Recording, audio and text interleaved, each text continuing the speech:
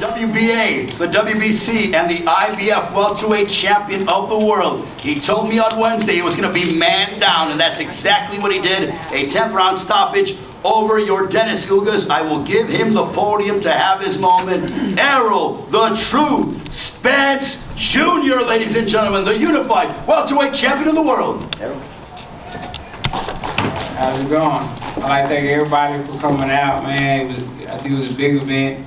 You know, Dallas really came out and supported me and showed a lot of love. And, you know, I showed my gratitude, like I said, on social media, showing my gratitude by not just telling them, but showing my appreciation by showing them in the ring. And I think that's what I did. Everybody enjoyed the show. They got their money's worth. I put on a great show and a great performance. And I appreciate everybody for watching it on Showtime pay-per-view and spending your hard-earned money and coming to the fight. Appreciate you spending your time and your hard-earned money coming to the fight too. Thank you. Okay, the media has questions? Okay, we'll start over here. You go. Cameron Buford, Los Angeles News Observer, by way of Voice of the Fans. Congratulations, Spence, for doing your work, getting in there, putting them away. At what point, in the third round, that was an exciting third round, did he frustrate you in that third round? In the sixth round, did he piss you off? It was just, in the third round, I think it was, like even the start of the fight, I was getting a little bit, you know, I was kind of off a little bit, you know, I guess the layoff, but I was kind of off a little bit and trying to find my rhythm and my range. So, and I was throwing like looping shots. My shots were coming a little bit hard and I wasn't setting up my punches or just letting them go like I did in the later rounds. He started being more effective and I started letting them go. But at the first start, I started just throwing hard and trying to you know, put a lot of emphasis in my shots. Yeah, this is Skip Brown from Dante's Boxing Nation by way of RKTV. First of all, congratulations, champ. Thank you. Terrence Crawford tweeted, quote, "Congratulations, great fight. Now the real fight happens. No more talk, no more side of the street, let's go." What's your response to Terrence Crawford's comment?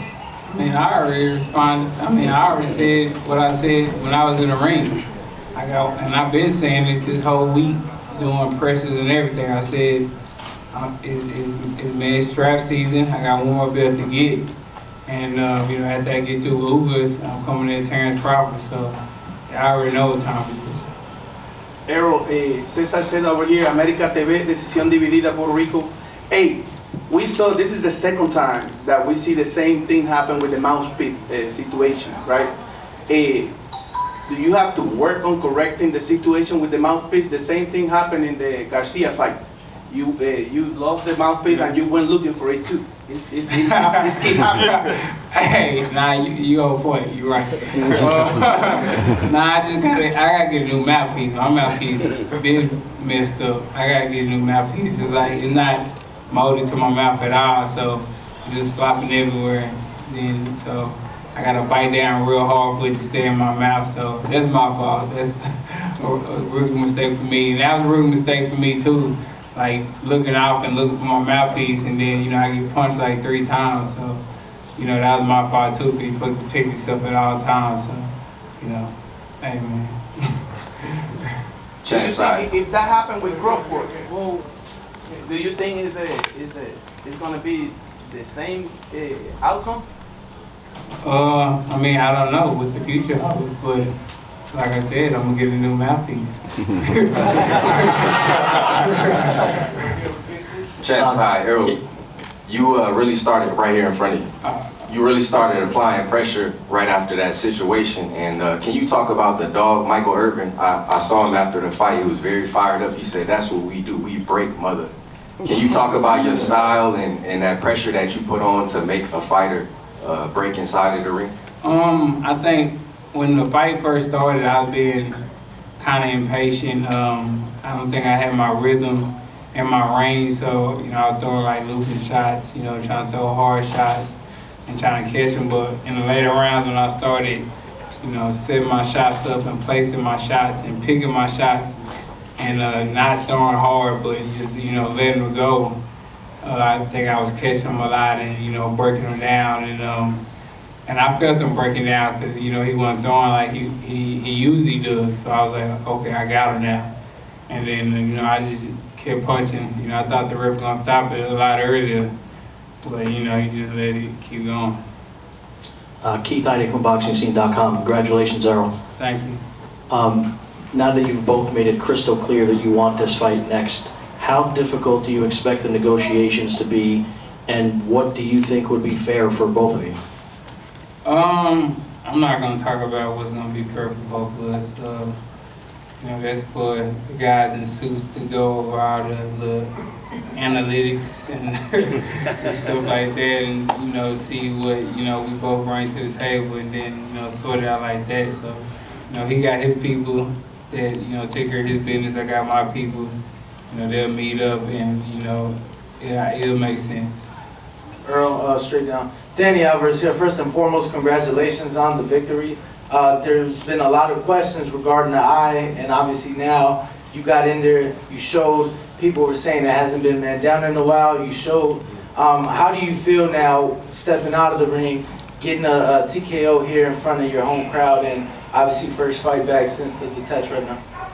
I feel good. I mean, it was a lot of questions that y'all had, not myself, because I've been in the gym, I've been sparring, so I didn't have any questions. Y'all had all the questions and the doubt, and, you know, saying he wasn't this, or he not the same fighter, or it's only natural. All the experts, it's only natural that when you have an eye surgery, you're gonna be tentative in the ring and all the other bull crap.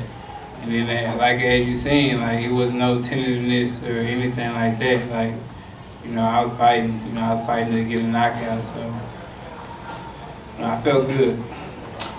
Hey Errol, James Bell here at the Boxing Source. Now, in key fights, it's all about adjustments that, like, you know, change the momentum of the fight. In the third and the fourth round, you pretty much started to land that left uppercut, and that was pretty much where Ugas didn't have an answer for it. So, like, kind of going through those adjustments as far as, like, you know, keeping consistent with the jab, but also incorporating the left uppercut where, you know, he just didn't have an answer for that. Like, it's just about making adjustments, like you said. I think that's, you know, that is my style. Like, I make adjustments on the fly. And when something's not going right, you know, that's what I do, and I try to look for different things. So, like, I was throwing the left, it wasn't working, so I was jabbing, setting it up, and then throwing the right hook, it was working. Then I was throwing my short shots underneath, and then coming over the top, and that was working. So, you know, I was just trying different things, and, you know, and the things that was working, I started using more and more and more as the fight started going, and I started settling in. Earl, congrats, champ. Steven Cureño, KO Art of Sports. Your body attack was vicious tonight, man. And do you feel that helped open up the shots to the eye? And with the eye closing, did you see it closing, obviously, and maybe kind of start going for it more, thinking maybe the stoppage would come from that? I did see it closing, but, you know, I was just targeting, you know, what was open and just trying to punch through his guard. So I know a lot of times he just sit and brace himself and, you know, try to take the shots. So I was just punching through the guard. Okay, we have time for one last question. Thank you. Valencia King with Real Talk Sports right here. Earl, congratulations again. My question is, you came out to none other than Southside the Realest. It's the big T-U-C-K. What was that moment like for you? Because the city of Dallas was on 10. Yeah, that's what, you know, I aim to do, especially fighting in Dallas. You know, I want to bring homegrown, you know, people that's from the city. And, you know, I think it was a great moment for the city of Dallas. Cause to me, that's the biggest song that ever came out of Dallas. And, you know, everybody know that song. You know, so word for word. So I feel like it was a great moment, you know, historic moment.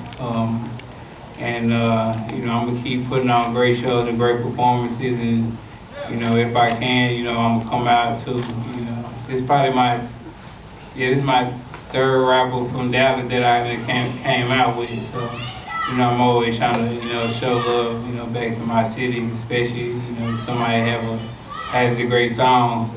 You know, I want to get them as much exposure as I can.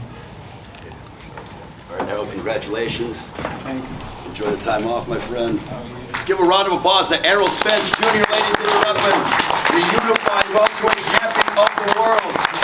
An incredible performance. Also, Derek James, his esteemed trainer, his entire team, as Errol Spence, just the third guy